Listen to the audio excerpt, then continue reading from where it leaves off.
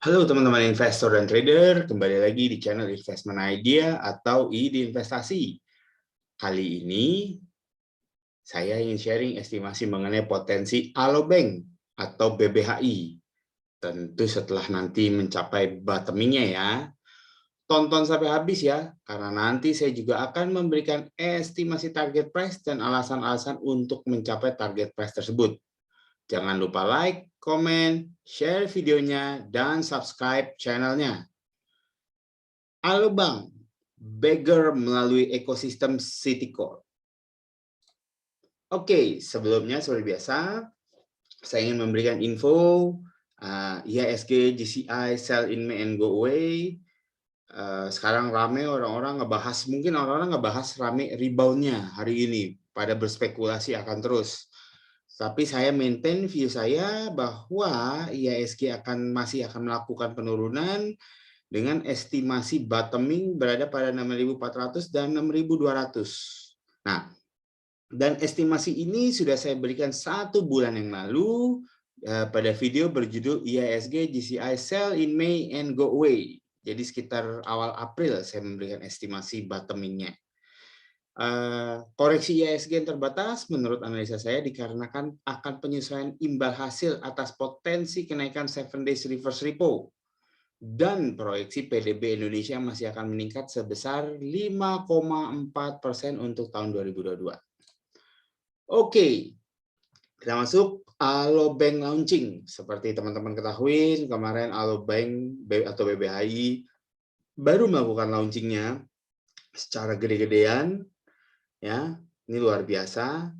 Ini jumlah artisnya, dan ini foto-foto artisnya, dia sampai membawa artis dari Korea ya. Jadi ya dia lumayan gede-gedean nih kemarin launchingnya. Oke, untuk pas penutupan 23 Mei, Alobank ada di sektor finance, industri banking, banking digital, dengan kapitalisasi pasarnya ini sebesar 103.907,6 miliar rupiah.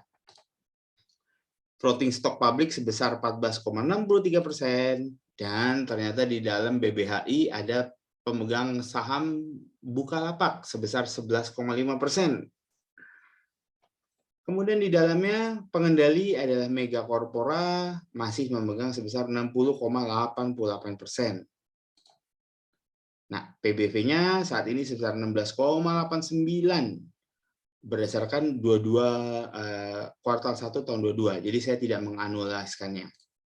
Oke, Mega Corpora adalah pemegang saham pengendali.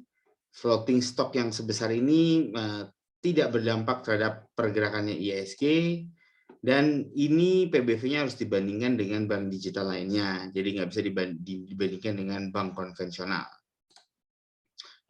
Sharing sedikit mengenai corporate action yang sudah dilakukan oleh BBHI. Terakhir itu aksi korporasinya ada pada nilai 478 ya teman-teman.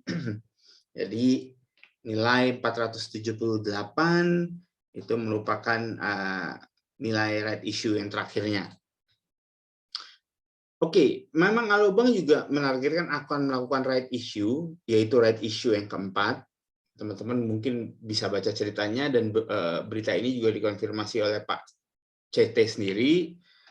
Tujuannya, target dananya sebenarnya belum dibuka. Saya juga bingung kenapa mereka melakukan right issue kembali, karena mereka sebenarnya equity-nya sudah mencapai 6T, sudah melebihi modal inti perbankan 3T yang diatur oleh OJK. Ya. Jumlah saham yang diterbitkan nanti masih belum di-disclose oleh manajemen, tetapi nanti saya akan coba membuat asumsinya biar teman-teman ada gambaran bagaimananya. Kemudian estimasi harga right issue juga belum di-disclose, tetapi seharusnya kalau mengacu kepada historical, dia harusnya di-issued di atas Rp480. Target right issue juga akan dilaksanakan pada kuartal ketiga tahun 2022. Jadi sebelumnya menuju ke angka tersebut, maka BBHI akan turun dulu. Dan di video ini nanti kita akan bahas target penurunannya sampai berapa. Keenam, mendapatkan komitmen strategic partner. Jadi ini salah satu tujuan dari BBHI untuk melakukan right issue, karena dia bilang bahwa right issue kali ini adalah untuk masuknya strategic partner untuk mendukung digitalisasi mereka. Oke, kemudian ya kalau kita melihat perbandingannya berdasarkan laporan keuangan kuartal pertama tahun 2022, ya, maka kita melihat BBHI mempunyai operating profit margin terbesar nomor 1, kemudian mempunyai sales growth nomor 2 di bawah di bawah Bank Neo, ya, sales growth-nya BBHI, tetapi dia sudah di value premium, yaitu PBV termahal nomor 2. Ya, ini teman-teman bisa lihat siapa sih PBV yang paling mahal nomor 1, yaitu bank. Bank yang adalah termahal, nomor 2-nya adalah BBHI. Oke, kita lanjut. Ya, sebelum kita lanjut, saya sebenarnya sudah pernah mereview bank digital. Mungkin teman-teman bisa masuk ke Spotify, teman-teman cari Ormit Cash. Saya pernah mereview tipikal bank digital, ada 5 kalau nggak salah ya, bank digital yang saya review. Ini saya review pada Agustus 2021 dan saya tulis, saya di dalam review itu saya sampaikan apa sih yang teman-teman harus lihat dari bank digital. Nah, oleh karena itu di dalam BBHI ini yang akan saya ajak teman-teman untuk melihat ekosistem. Yang terpenting dari bank digital adalah ekosistem. Ekosistemnya adalah kalau kita melihat BBHI, dia mempunyai ekosistem retail dari Transmart, Carrefour, dan Metro. Kemudian untuk retail dan bisnis, mereka juga mempunyai Trans Luxury Hotel dan Ibis Hotel. Untuk retail F&B, mereka mempunyai Baskin Robbins, Wendy's, dan Coffee Bean. Sedangkan ini retail banget nih, Trans TV, Trans 7, Detik, dan Transvision. Nah, kenapa Transvision saya merahkan? Karena ada di dalam satu webinar saya dengan Pak Bambang Brojo, Pak Brojo menekankan bahwa dunia tech sesudah hailing right, yang berikutnya adalah dunia tech TV digital seperti Netflix. Dan itu sudah dimulai di Indonesia ini sudah dimulai dari 2 TV digital, yaitu Mola TV dan video. Saya rasa Transvision dan MNC Digital akan mengikutinya berikutnya. Tapi ini penting karena ekosistemnya sudah ada. Jadi definisi ekosistem itu adalah pelanggannya jadinya susah untuk lari kemana-mana karena semuanya ada di dalam ekosistem company tersebut. Kemudian untuk urusan finance dan leveraging, maka Alobank mempunyai teman-temannya dari Mega Finance, ada Mega Capital, Mega Sekuritas, dan Mega Insurance. Nah, yang menarik juga, Alobank melengkapi ekosistemnya dengan mengambil partner Bukalapak, di mana mereka nanti akan membuat, ya ibarat kata Bukalapak ini mungkin akan masuk ke tiering UMKM-nya. Karena kalau teman-teman lihat, semua produknya Alobank, ya, ini adalah bukan produknya UMKM. Jadi yang kalau saya soroti, ini adalah kekurangannya nih dari Alobank. Mereka tidak masuk ke sektor UMKM, sedangkan digital banking malah berasal dari sana besarnya. Nah, masuknya Bukalapak itu juga mulai shifting bisnis ya, bukan fokus kepada e-commerce, tetapi dia juga fokus kepada offline to online. Jadi teman-teman nanti bisa melihat video saya mengenai Bukalapak, ada saya reviewnya. Di sana saya review bukan keuntungan dari jadi kan banyak loh saya lihat, saya nonton banyak yang mengkritik keuntungan Bukalapak dari investasi di BBHI. No, bagi saya itu tidak saya price in. Itu tidak masuk perhitungan saya, tetapi saya akan lebih lihat bagaimana manajemen itu memenuhi janji-janjinya sebelum IPO. Dan jelas di dalam sana Bukalapak tidak menjelaskan akan masuk ke BBHI. Tapi nggak apa-apa, nanti saya kasih linknya di atas, jadi teman-teman bisa buka untuk yang Bukalapak. Saya juga sempat membaca bahwa Traveloka juga masuk ke dalam ekosistem Bank Alobank, bahkan mereka tertarik di dalam right issue yang sebelumnya, tetapi saya tidak menemukan Traveloka itu masuk sebagai PT apa ya. Jadi ya ini hanya bacaan, tetapi kalau memang ini benar-benar masuk, maka ekosistemnya Alobank atau BBHI sudah menjadi semakin lengkap. Oke, kita lihat financial statement. Ini financial statement-nya BBHI di first quarter 22, ini menarik sekali ya. Pendapatan bunga bersihnya naik sebesar 252,41% secara year on year. Tentunya juga secara Q on Q juga ada kenaikan. Kemudian beban operasional ini sampai dengan saat ini hanya terjadi 55 miliar. 55 miliar dan berangkat dari beban operasional itu di dalam laporan keuangannya BBHI itu mendapatkan keuntungan sebenarnya dari fee sebesar 55 miliar. Sehingga malah beban operasionalnya itu adalah plus 17 miliar. Bukan minus ya, bukan mengurangi. Jadi pendapatan dari non operasionalnya adalah 17 miliar. Seperti itu. Kemudian beban impairment, beban provisioningnya sebesar hanya 13. Beban provisioningnya ini hanya sebesar 13 triliun mungkin ya. Aku ngeliatnya, beban impairment-nya ini hanya sebesar 13 miliar. Betul, sebesar 13 miliar dan tidak ada pencadangan di tahun sebelumnya. Jadi ini baru terjadi di tahun 2022. Beban pemasarannya naik sebesar 520% karena sebelumnya di tahun 2021 tidak ada beban pemasaran. Yes, kesimpulannya, kan kalau teman-teman melihat video saya mengenai BBYB, saya sampai membreakdown detail karena BBYB ini benar-benar loss-nya dalam. Jadi perlu kita rinci apa sih yang mereka lakuin. Tetapi saya tidak menemukan adanya sesuatu yang perlu diteliti lebih dalam di BBHI. Cuman menariknya nanti lebih baik kita harus menunggu laporan kuartal kedua tahun 2022 karena asumsi saya adalah satu. Terlihat ini BBHI belum melaksanakan kegiatan digibank-nya secara operasional atau secara full. Ya. Karena beban operasionalnya itu saya lihat kok rendah sekali gitu. Makanya kita mungkin nanti kita akan melihat lebih jelas lagi di kuartal kedua sebenarnya apa yang BBHI lakukan. Tapi so far ini semua berjalan dengan baik di mata saya.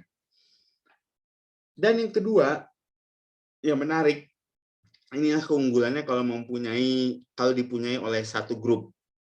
Tapi patut dicatat BBHI ini tidak under Bank Mega ya. BBHI ini langsung under Mega Korporasi.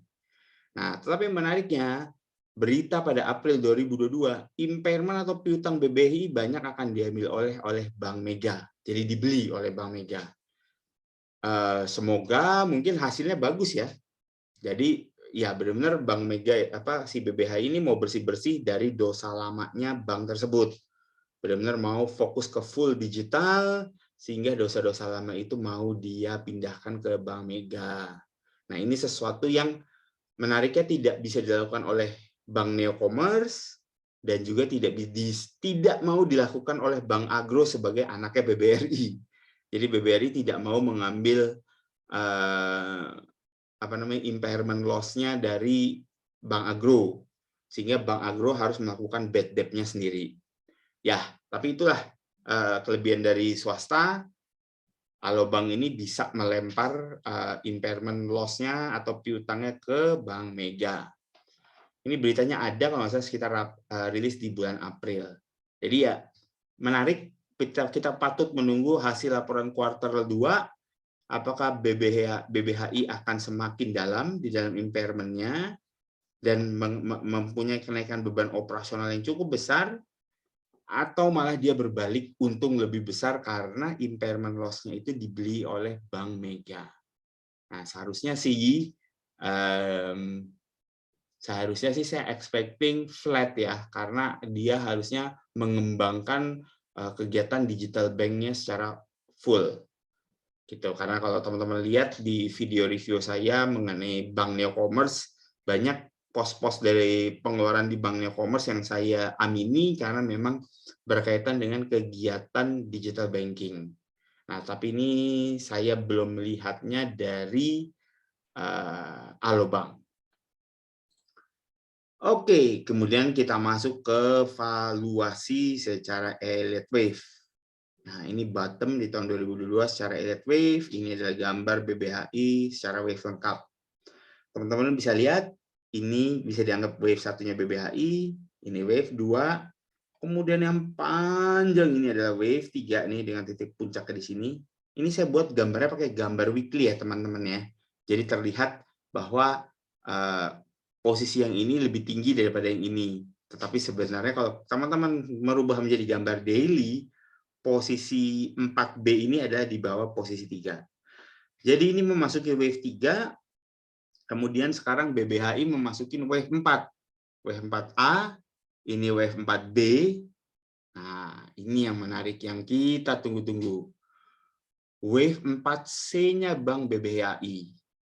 Nah, saya melakukan estimasi bahwa wave 3-nya BBHI ada di antara 3780 sampai dengan 3390. Kenapa dasar pengambilan saya seperti itu? Karena teman-teman juga bisa melihat ini ada support kuatnya nih. Ada support kuat di level tersebut antara bulan November sampai dengan Januari. Ya, jadi level 3780 sampai dengan 3390 saya merasa ini adalah drop paling pantasnya untuk drop paling pantas untuk wave 4C-nya. Gitu. Tapi ada kemungkinan ya teman-teman, karena wave 4 itu idealnya juga adalah setengah dari wave 3, ada kemungkinan BBHI juga bisa turun ke bawah 3000. Nih teman-teman. BBHI ada kemungkinan dia bisa turun ke level 2750. Gitu. Ya, ini wave secara wave besarnya, maka itu kita coba bongkar secara wave kecilnya. Ya, ini teman-teman. Teman-teman bisa lihat, ini wave 4, ini wave 4A, ini wave 3-nya di atas ini, maaf ketutupan, ini 4A, B, dan C. Estimasi awal saya ada di dua ini, ada di dua level ini. Tapi the worst scenario adalah BBHI akan masuk ke level di bawah 3000. Cuman mari kita breakdown sedikit ya. Kalau kita melihat untuk wave C-nya ya dari BBHI, ini udah terjadi wave 1, 2, ini harusnya wave. Nah, ini antara perbedaannya nih. Apakah ini wave 3 atau ini wave 4 baru terus diterusin sampai wave 5, tapi cuma sampai sini. Cuman saya rasa nggak mungkin nih. Ini terlalu pendek kalau untuk menjadi wave 3. Wave 3 kecil ya. Jadi ini wave 1, wave 2. Saya assume ini wave 3 akan sampai sini. Nih wave 3 nih. Tak kena wave 3 di sini. Dia akan mantul untuk wave 4 kecil, kemudian dia akan turun lagi di level sini. Nah, itu kalau yang saya lihat ya dari kemungkinan BBHI. Jadi nggak apa-apa. Rentangnya saya berikan antara 3390 sampai dengan 3780.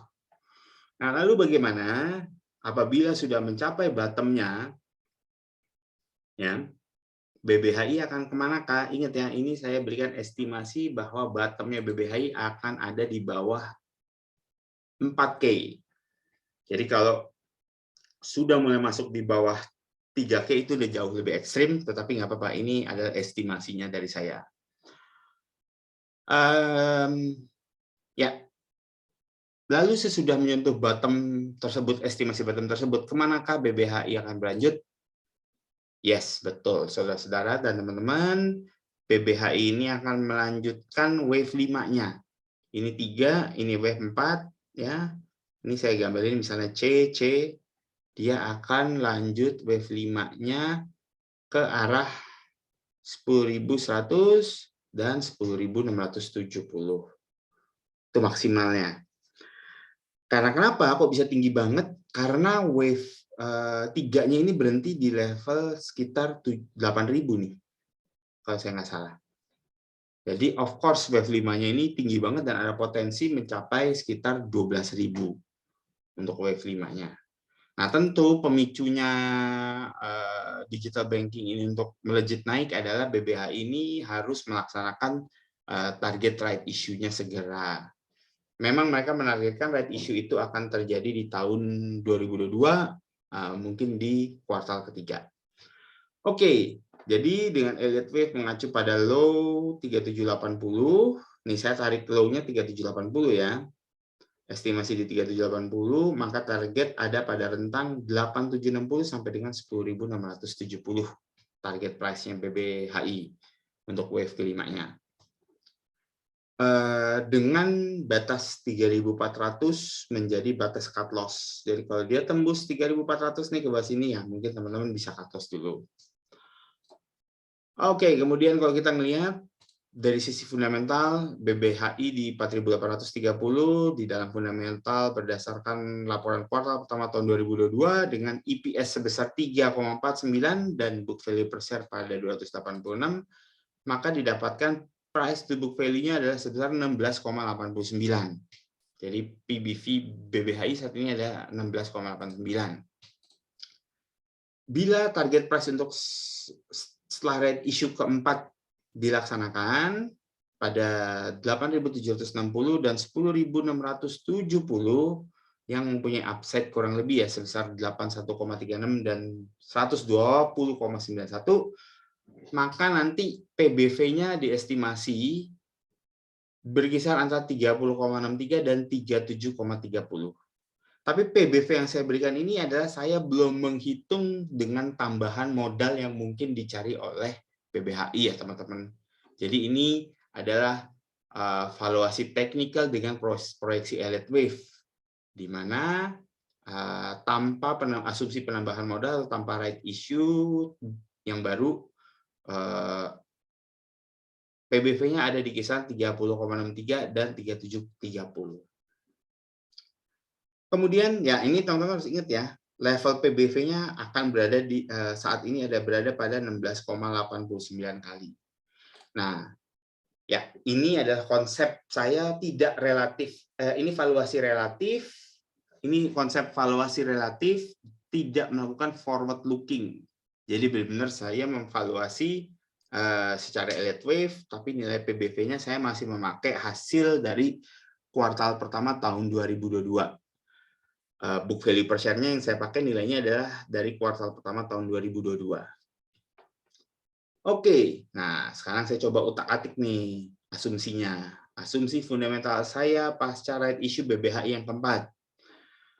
Misalkan ekuitas BBHI ini per satu kuartal tahun 2022 berada pada 6,2. Ini yang kuning-kuning, ini yang warna kuning ini adalah semua yang saya asumsikan ya. Let's say kita tempatkan target dana right issue sesudah dipotong expense. Jadi right issue BBH ini juga rencananya mau menambah sekitar 6 triliun lagi. 6 triliun, saya potong 1 triliun sebagai expense, maka sisanya adalah sekitar 5 triliun. Kemudian ini asumsi ekuitasnya sesudah right issue berada pada 11,152 triliun.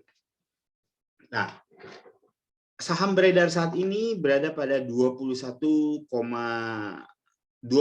miliar 500.000. Kemudian estimasi saham terbit, saya mengambil estimasi saham terbit kali ini lumayan kecil, tidak gede, karena melihat kepentingannya dari BBHI adalah untuk investor strategik. Jadi asumsinya adalah saham yang terbit sekitar 7,166 atau 7,1 miliar atau hanya 33,33% saham beredar saat ini. Sehingga nanti estimasi saham beredarnya akan menjadi 28,6 miliar. Nah, bila ini masih estimasi ya. Bila ini yang terjadi, maka estimasi book value-nya ada berkisaran pada 390, teman-teman. Dan estimasi harga RI yang keempat akan berkisar pada nilai 697 sampai dengan 700. Jadi kurang lebih seperti itu ya teman-teman. Jadi akan naik nilai right issue-nya pada level 697 sampai dengan 700. Nah, yang menarik juga adalah nah ini forward looking-nya nih yang saya coba pakai. Bila price tanggal 24 Mei di 4830 yaitu mempunyai PBV sebesar 16,8 ya. Maka dengan target price sesudah right issue, PBV-nya akan berada 4830 itu akan berada pada 12,41 kali, di mana itu jauh lebih murah. Dan bila mencapai target price pertama di 8.760, maka PBV-nya akan berkisar di 22,52 kali. Juga target price maksimum misalnya RI-nya mencapai sesudah right issue ya mencapai 10.600, maka PBV-nya akan berkisaran di angka 27,25 kali. Yes, teman-teman. Jadi ya kurang lebih itu ya estimasi asumsi mengenai right issue BBHI yang keempat. Jadi teman-teman ingat, ini semua yang kuning-kuning ini masih merupakan asumsi nih, yang kuning-kuning ini.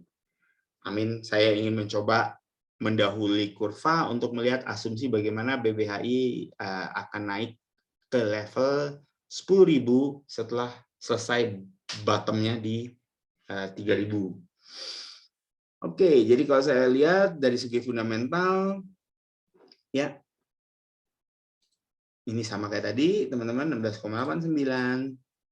Bila menggunakan perhitungan EPS dan book value per share per kuartal 1 tahun 2022, PBV-nya di 16,89. Kemudian tapi target price untuk setelah right issue yang keempat ada kisaran di 22,52 dan 27,25 gitu. Dan saya menghitung misalnya ini dari bottoming-nya ada di kisaran sekitar 177. Ini saya menghitung dari bottom-nya ya, teman-teman. Ada berkisar di antara 177,69 sampai 297,12%. Jadi ya saran saya adalah baiknya kita menunggu bottom dari si BBHI yang saya estimasi ada di kisaran level 3.400 sampai dengan 3.800. Itu merupakan estimasi level bottom-nya BBHI. Meskipun ada kemungkinan dia bisa tembus ke bawah 3.000, tetapi saya yakin chances itu ada meskipun kecil. Oke, berikutnya ya ini yang saya sebut dengan valuasi intrinsik karena saya memakai forward looking. Saya memberanikan diri untuk mencoba melakukan valuasi ke depan dengan melakukan forward looking dengan menghitung estimasi kemungkinan right issue BBH itu akan dilakukan pada target price berapa dan jumlah saham berapa yang akan mereka edarkan. Oke, sebelumnya disclaimer informasi oleh ide investasi, yaitu saya tidak mempunyai posisi pada BBHI dan tidak terafiliasi oleh emiten atau sekuritas manapun. Data yang disajikan adalah data publik yang dapat diakses oleh masyarakat umum. Target price diolah oleh kami berdasarkan interpretasi kami atas data umum yang ada. Jadi terima kasih telah menonton sampai akhir. Semoga selalu bisa tetap cuan. Jangan lupa like, komen, share videonya, dan subscribe channelnya. Salam cuan dan salam ide investasi. Sampai ketemu dengan video-video saya di berikutnya.